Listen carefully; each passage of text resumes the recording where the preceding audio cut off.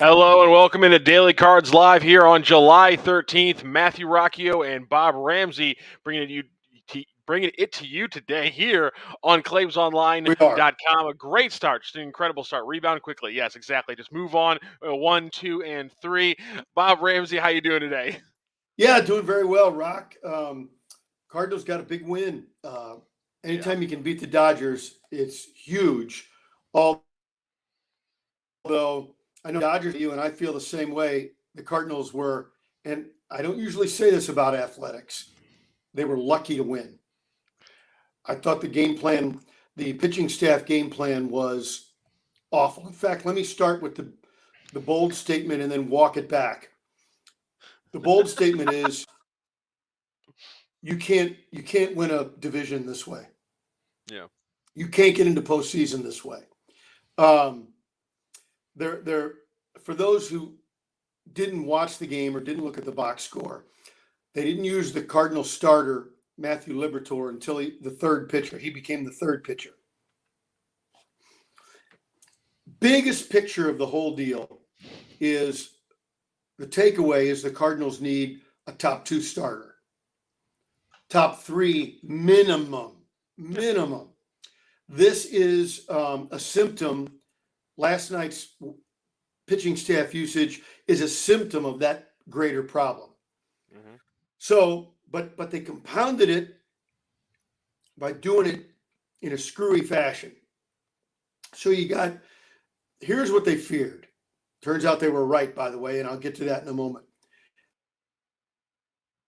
Oh, it looks like we lost Mr. Bob Ramsey. I know he was having a little trouble with his iPad, so hopefully Bob can rejoin us here. I'm going to send him a quick text.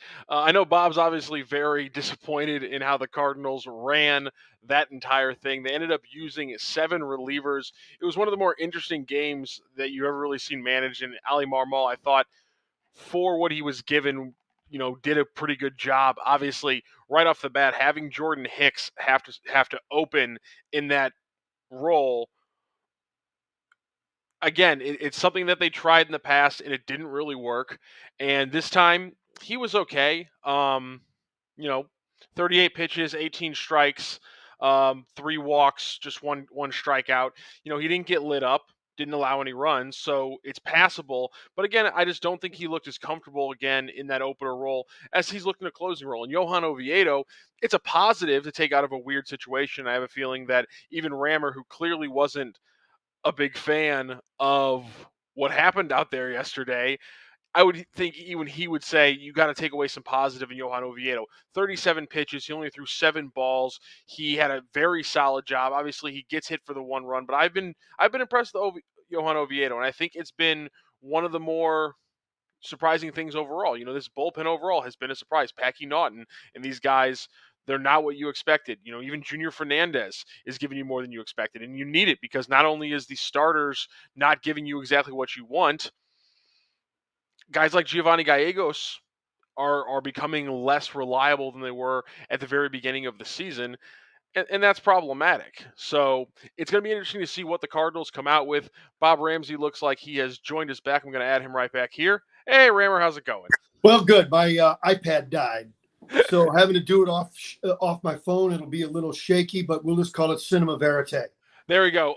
As you dropped off, obviously you're not happy with the situation yesterday. I was trying to pull some positives, which was that I thought Johan Oviedo, despite obviously letting up a run there, I thought he looked solid again, and he's been one of the positives alongside a guy like Packy Knott and Junior Fernandez. These are guys we saw last night, and you're going to get to how they were impressed, but I think I was gonna hope you would come back and continue with the negative because it was a weird thing, and I think Hicks looked uncomfortable, and I think you saw that in the fact that he threw more balls than strikes. Here's the thing. I'm going to get to him second. I'm going to go to Liberatore first because that's the issue. All right. The Cardinals have clearly stated by their actions that Matthew Liberatore can't get Betts and Trey Turner out. And by the way, they're right. So again, we go big picture to small picture. So the big picture, he shouldn't have been there. He shouldn't have been in the rotation. Who you use instead of him, that's another story. I'm talking about last night's game. So you say, we only want him to have to face those 2 guys the top of the order for the Dodgers one time.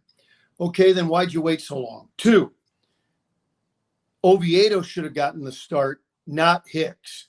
Oviedo's a starter by trade. We have proven, everyone agrees, Hicks is not a starter. Late in the game, when you needed him, you'd already used him at the beginning of the game. There are more value metrics. People don't like this. I could be pointing my finger right at you, Rocc. Yeah, you can. Go ahead. Metrics people don't want to hear this, but the outs at the end of a game are more valuable than the ones at the beginning. It's harder to get them, and to be left without your left-hander, your stud left-hander, because you overused him the night before, knowing the Dodgers lefties, in particular Freddie Freeman, were coming into town, and you had to have him in those games. I just thought it was a completely ass-backwards use of the pitching staff in that regard. Yeah, I mean, again, I thought I thought it was a weird thing from the get go. The big things I said when he dropped off was that we saw Hicks in this opener role. It clearly isn't something I think he feels comfortable from. We have yet to see him, I think, give his best from that role. I think roles are a weird thing. I mean, I think Packy Naughton's a fantastic example. This is a guy with a 10+ ERA as a starter and a sub 1 ERA. It's 0.68, I believe, right now as a reliever. So roles matter, and using guys in those correct roles is part of management and team building and those kind of things. And I think those are the things that people have been most aggravated by for the Cardinals over multiple managers now. I think it's 3 straight managers where it's been weird kind of role moves that has been the biggest questions, and now we're seeing it less so on the field and more so out of the bullpen and in this starting capacity. And so I agree with you 100%. I thought it was a weird move. It ended up didn't really even working that well in some capacity. I mean, Hicks didn't work at all. Hicks didn't work. Yeah, Hicks didn't get blown up, and Oviedo didn't look bad. But Liberatore, again, he gives up a bunch right when you're starting to feel comfortable. He gives up 3 earned runs, only goes 2 1/3, and throws more. And again, throws more balls than strikes. No, he didn't throw more balls than strikes. He just putting stuff over the plate that was too easy. Hicks was the one who threw more balls than strikes. Well, here's Liberatore the thing, didn't Rocc. look good, and that's another No. that's a huge problem, because I was just talking about how if he has another good outing, I think he's a legitimate trade chip, especially when you think about the rankings he's getting now in Baseball America. But that kind of outing right there that's the worst thing you want to see in middle of July when he's a potential prospect to move. You've told your top pitching prospect that he can't get good right-handed hitters out. What? Yeah. That's brutal. So look, you only Only want 75% of baseball. Don't worry about it. You only if you only want him to face Betts and Trey Turner once, okay. After Oviedo, let's say you're going to go with Oviedo, which is probably the guy I would have gone to. Get through the first 3 and bring him in. You go through the bottom of the lineup. You go back up to the top. They slap you around, they being Betts and Turner, and then you go back through. You probably get 4 innings out of the guy. Instead, you've got this mishmash of guys not in their roles all over the place. It was a disaster. The Cardinals were very lucky. I'm glad they were lucky. I want the team to win. I'm unbiased in that regard. I'm unbiased in my bias. I want them to win. So I'm glad they won. But if they think this is going to work in the long term, every 5th day, no chance. 0 chance. That's I think the aggravating part for a lot of fans out there is that they keep winning enough games, they keep getting by what feels by the skin of their teeth, and it feels like they're getting through with making the wrong decisions but yet still being able to win games because they have talented players. And it's just like the Packy Naughton situation is so incredible to me, because it's like, yeah, you can't tell me, other than saying, hey, this is a good arm. He was 25 and didn't look really good with the Angels last year. So you can't convince me that there was some analytics genius behind the signing of Packy Naughton. And now you're leaning on him in July. It's working, and I'm really happy for a guy like Packy Naughton that he's looking this good. But I just don't think that they had this planned, and I think that's what bothers people, is that, yeah, it's working, but the fact that it feels like it's just kind of coming up, every other day and figuring out a new thing to go with. that might be too harsh, but I feel like that's why people continue to be so critical and why people like you are aggravated by this situation. Yeah, it worked, but by all logic, it shouldn't have. And I think that it's about process more than it is about results. They won that game, but in so many ways they really shouldn't have. And then, I mean, and then you just get down to the fact that, if they don't get if they don't get 5 hits from their 8 and 9 hitter, two guys who have not been hitting all year in Corey Yeah. Dickerson and Andrew Kisner, including 3 RBI from Andrew Kisner, then they're not in that game in the first place. And so it just feels like a game that, you know, again, it feels dumb at this level to say teams lucked into wins, but at times that's what it feels like. Yeah, it's clear that's what it is. And the other thing, Helsley in the 8th, yeah, that was a key spot. You needed him, but then you also needed the 9th. And I've been around the game a long time. A lot of people have. And I'm not telling you what I think. I'm telling you what I've been told by relief pitchers in the 70s, 80s, 90s, and early 2000s. Everyone I've talked to, 100%, no exceptions. I want to know what my role is. I want to know what the role is for me. Am I a middle guy? Am I a long reliever? You expect me to be the setup guy? Am I getting ready for the 8th inning?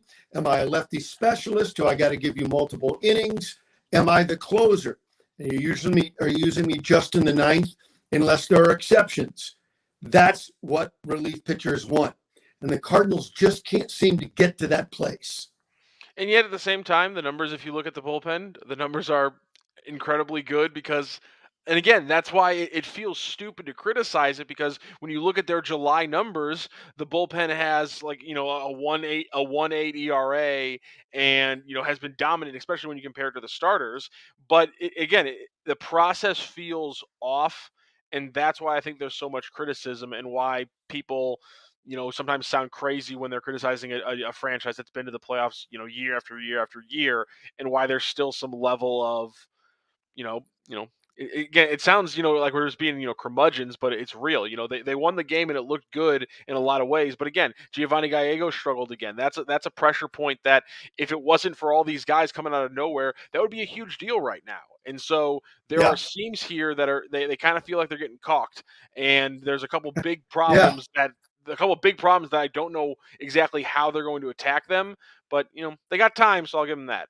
Like, Randy keeps saying, Randy Carricker on 101, it's a good point. He says last year the first starting pitcher got moved about 7 days before the deadline. So we still got another week, I think, before things really get rolling. Everything happens, something will happen close to the first 2 or 3 days out of, the break, I think.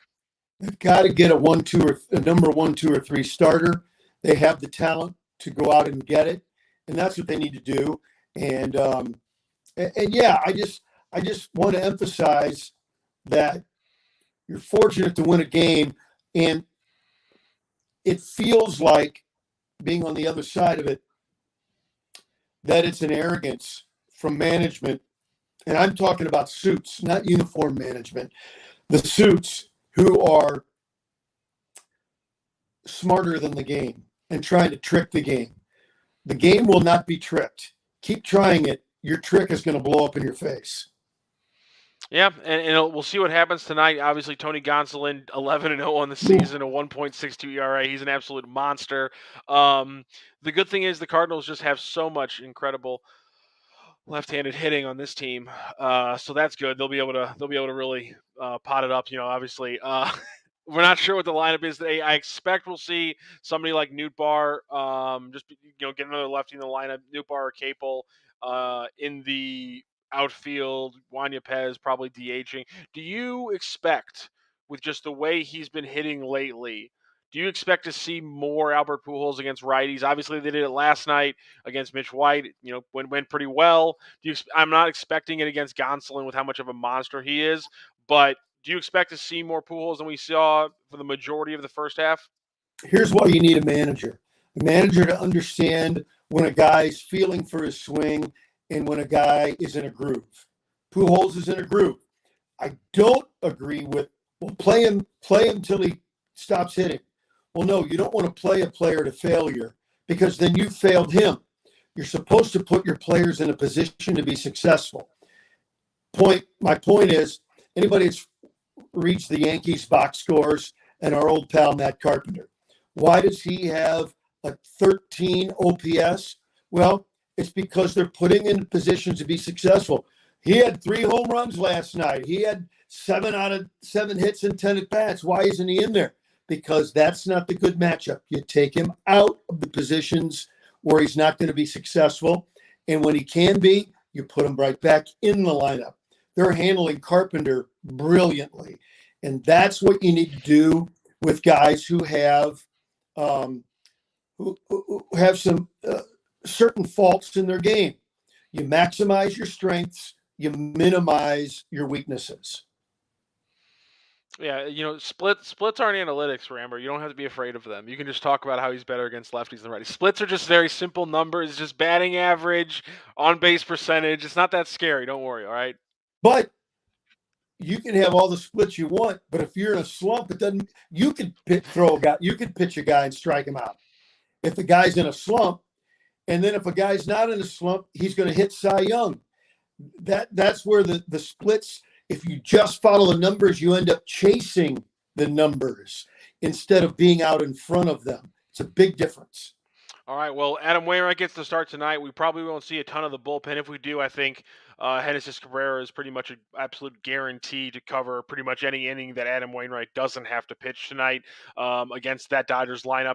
It'll be interesting to see if the Cardinals can get any offense against Tony Gonsolin and to see if they can get any support to Adam Wainwright. He got 9 last time, got no run support. Get something for Waino, please, and we'll see what the lineup looks like. Question of the day. Who's your leadoff guy tonight? Edmund? You think so? I don't know. It could be Edmund. It could be Carlson. Might be Nolan Gorman. Give you a Kyle Schwarber leadoff man. I wouldn't hate that. And obviously the big question, Brendan Donovan. Or Donovan if he can play. He's sick. And so I wouldn't be surprised if maybe we see him come off the bench kind of early on in the game.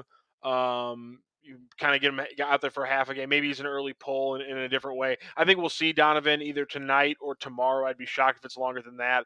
And obviously he'd be huge right now against a righty like Gonsolin. We'll see what it's going to be. Like I said, I expect something like Capel or Nootbaar, which again highlights another problem with this offense. But one of the things we're not going to have a problem with, I think, tonight is the pitching. Adam Wainwright locking in against Tony Gonsolin. It's going to be fun. 6:45 at Busch Stadium. That's going to do it for Cards Live. We're going to be back here tomorrow talking about this game and Game 3 against the Dodgers tomorrow. That's Bob Ramsey. I'm Matthew Rocc for our sponsors, Royal Banks of Missouri and Mungalass St. Louis Acura. Check them out there right on Manchester. This has been Daily Cards Live on ClavesOnline.com. Have a great day, everybody. From our roots in St. Louis, Royal Banks of Missouri is branching out to continue serving you with our locations in St. Charles, Jerseyville, Granite City, and now in Hannibal, Center, and New London. Royal Banks of Missouri, the community bank in your community.